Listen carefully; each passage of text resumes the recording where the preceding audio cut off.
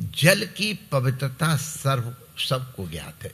कम से कम आस्तिक जितने हैं, हमारे किसी भी संप्रदाय में जल की पवित्रता बहुत मान्य है। कहीं भी कुछ तो अपवित्र अपवित्रो वा सर्वावस्थांगतो, जल छिड़क करके पवित्र हो जाता है। कोई नैवेद्य इत्यादि लगाना हो, पुष्प धारण कर पहले जल से उसको पवित्र करते हैं। पूजन के पूर्व जल छिड़कते हैं। जल को लेके ही संकल्प किया जाता है। जल एक ऊर्जा का मूल है। वो ऊर्जा का मूल जल, यद्यप जलत्व सब में एक जगह है, हर जगह जल H2O ही है,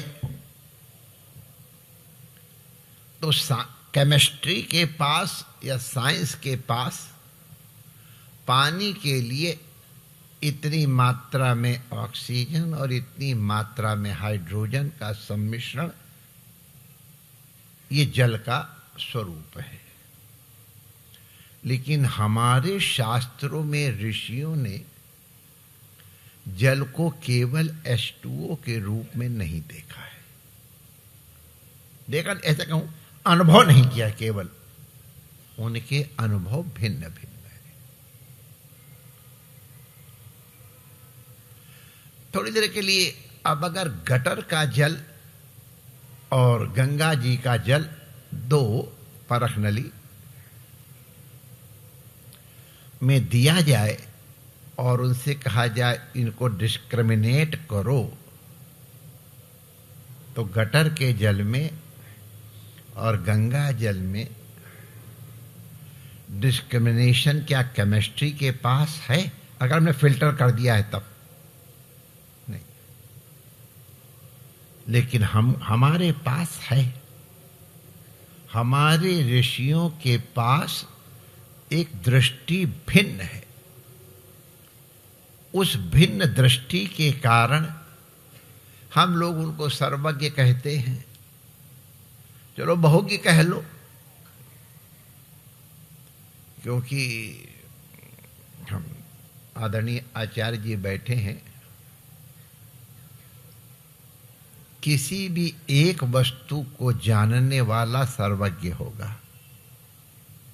व्यवहार के लिए ठीक है, लेकिन कोई भी व्यक्ति किसी वस्तु को भी पूरी तरह से नहीं जानता है।